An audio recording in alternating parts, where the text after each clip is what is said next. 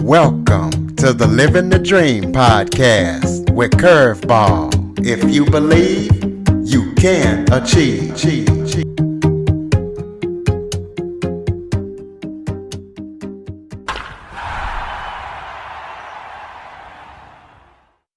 Welcome to the Living the Dream with Curveball podcast, a show where I interview guests that teach, motivate, and inspire. Today, I am joined by author and born explorer, Joel David Bond. Joel is right here in Kansas in Olathe. He's worked all around the world, doing anything from farm work to building bridges in Iraq. So we're going to be talking to him about his story and why he does what he does and about everything that he's doing to try to make the world a better place. So Joel, thank you so much for joining me today. Thanks for having me on. Why don't you start off by telling everybody a little bit about yourself? I think you did a pretty good introduction right there. So, Joel David Bond, I have spent the last 20 years of my life living abroad and working to help connect people across boundaries. So, my mission really is to help people build bridges across ethnic, cultural, religious, socioeconomic, political boundary lines so that people find new ways to connect and learn and move and operate in this world. And that kind of work has taken me from the UK to France to the Middle East, most recently, where I've spent 7 years helping rebuild education in post-conflict society Iraq. And currently now back in the US for a short term before I move overseas again in the near future. So that's kind of me in a nutshell right there. So tell us about what made you want to do the work that you are doing and kind of like, some of the places that you worked at and some of the work that you've done all around the world. So my motivation really, I think, has been a need to explore. When you sort of look back on your childhood and you think about all the times that, play make believe or pretend with your friends and people play, doctor, fireman, policeman, whatever it is. I always played explorer. I wanted to be Indiana Jones when I was a kid. I wanted to grow up and, discover new things. And so I always had this curiosity to see what was around the next corner, what was, you know, someplace else. And so I think that constant desire for exploration has kind of driven me to pursue a life of living overseas and exploring new cultures and connecting with as many people as I can. Speaking of that, you chose to live in Iraq by choice, and that shaped your perspective on creating your memoir. So tell us about that experience and why you chose to live in Iraq, one of the probably most dangerous places in the world. Oh, yeah. Well, dangerous and not. It depends on your definition of what you call safe and unsafe. But I found myself moving over there so almost accidentally. Like I had been given an opportunity to go teach at a private international school over there. And again, at the time, I thought, oh, it's dangerous, right? I shouldn't, let's go test the waters and I can always leave if it's not good. And ended up falling in love with it and stayed for 7 years until I needed to leave at the end of that time. Um, but I always found that, people would be like, oh my gosh, how could you live in Iraq? How can you, it's such a dangerous part of the world. And I would tell people, safety and security are two sides of the same coin, really. And here in America, growing up, we have this sense of always being hyper vigilant about our own safety. We've got house alarms and car alarms, and especially if you live in a big city, lock your doors. You're sort of concerned recently, in recent years about, sending your kids to school or going to the shopping mall because who knows what, shooting might happen or who's got a weapon or whatever. But when you go to bed at night here in the U.S., you don't ever really feel like democracy is going to disappear overnight. You're pretty assured that the system and the infrastructure is going to survive and will keep moving forward. But the inverse I found is true in Iraq. I never felt unsafe personally. I had, people were incredibly warm and welcoming. They wanted to spend time and learn about you as a person and would look out for you. Always asking, if you had enough to eat, if you had something to do, if you had entertainment, if you were, you know, everything. They just always were looking out for you. But the infrastructure of the country was very unstable, and depending on what the neighbors were doing in neighboring countries, and depending on what the rest of the world was doing, you never really were certain whether or not the infrastructure would survive till, the end of next week. And so there was always kind of that sense of insecurity on a large level, but a sense of safety on a personal level. Whereas I've always found the inverse was true here. We have a large sense of security here in the US, but hyper vigilance to our safety. So that's kind of just one major difference that I've noticed in my time living in the Middle East versus living here. But my choice to live there kind of started by accident, but I ended up out of staying by choice and loved it. Absolutely fantastic place to live with the most hospitable people I've ever met. So you also found yourself quarantined on a Greek island, and you talk about in your bio how it kind of mirrored a refugee experience. So tell us about that experience and how it kind of helped shape your perspective as well.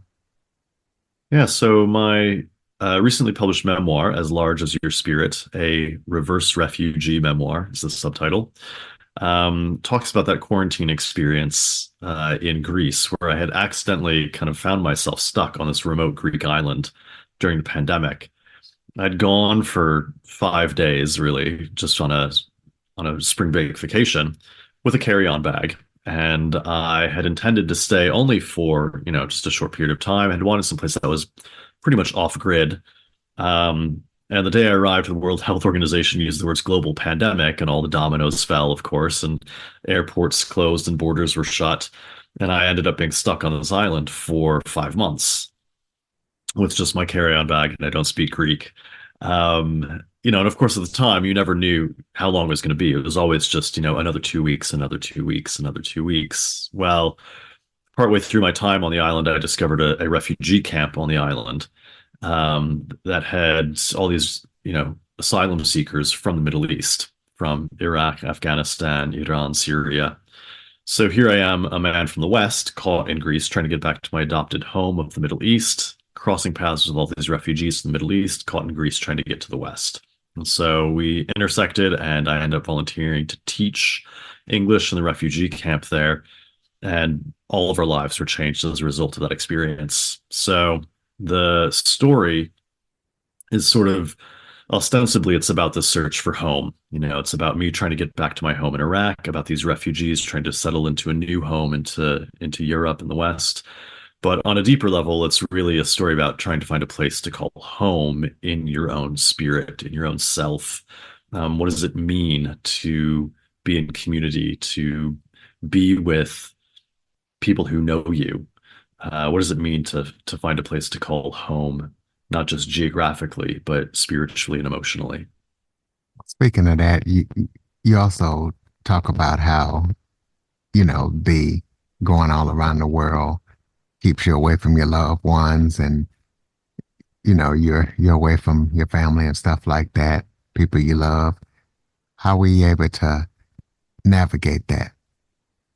Yeah, that's, the wonders of technology these days, I suppose. Zoom and FaceTime and, instant messaging really helps.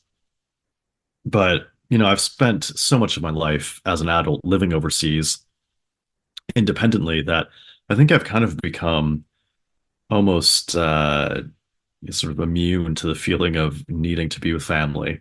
I love being here in the US and, being with my family while I am here, but I also have just become so accustomed to, striking out on my own and exploring. There's just one drive outweighs the other, I guess, in the end.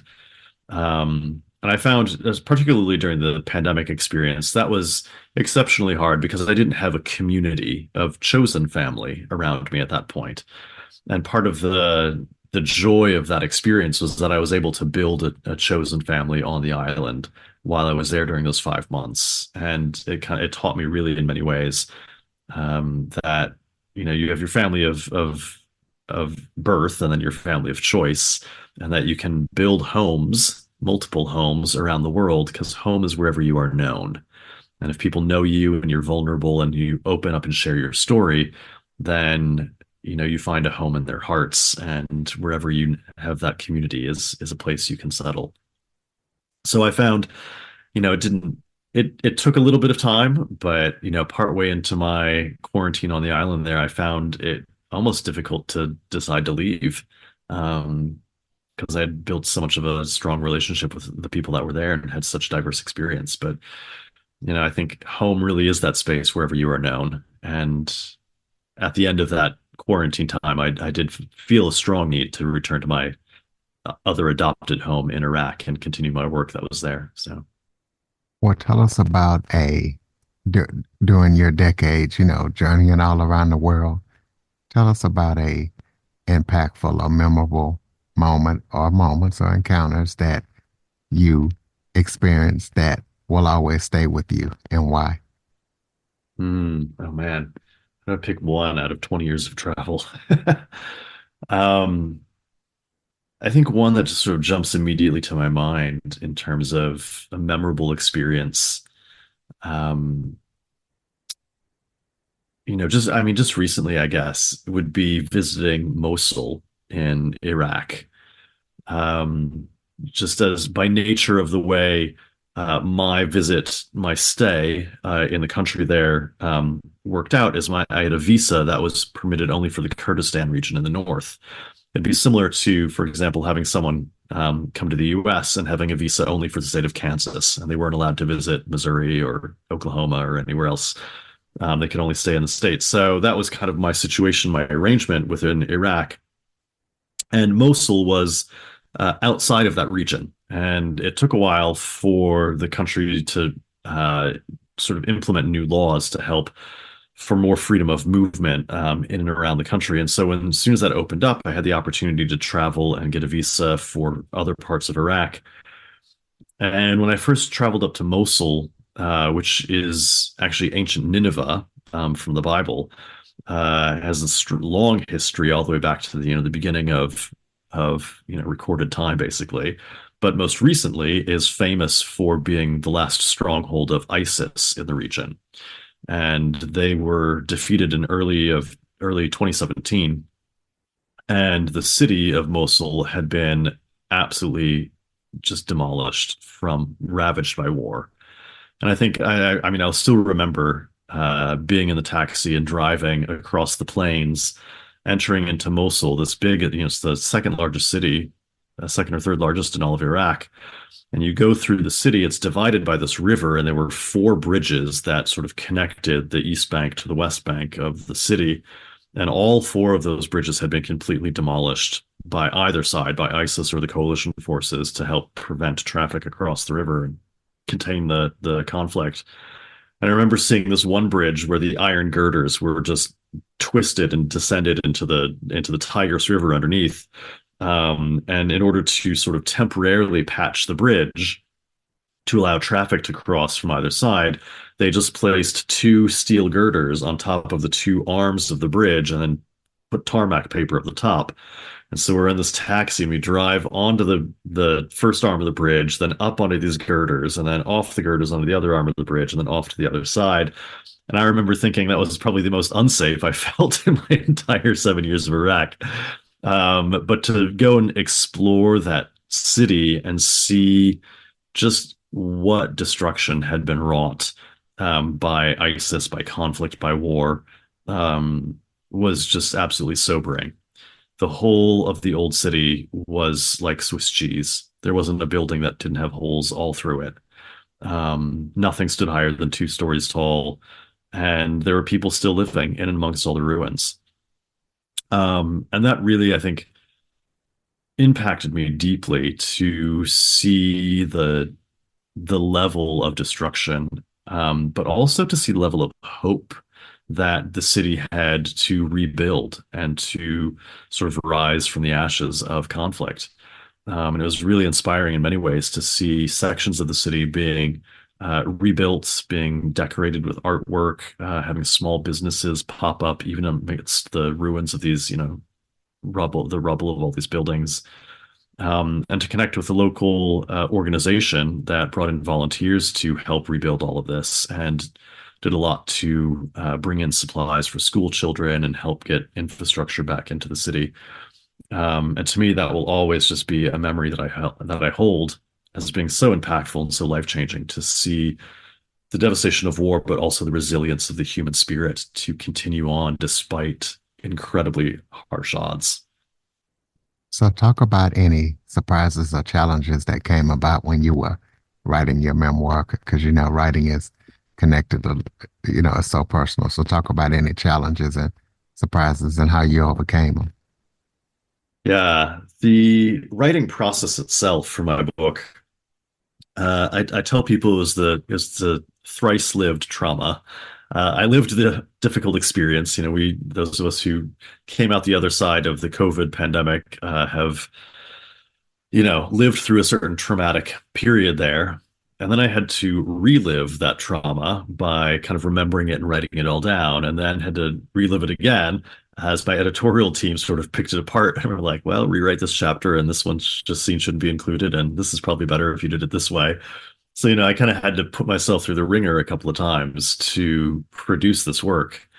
Um, but I really found one of the biggest things that I overcame in that is after my editorial team sort of ripped me apart the first time, I took a day and I sat on the sofa and basically, mourned my existence. But I realized that they wouldn't have spent that time to, uh, give me all that feedback if they didn't believe that it could be good.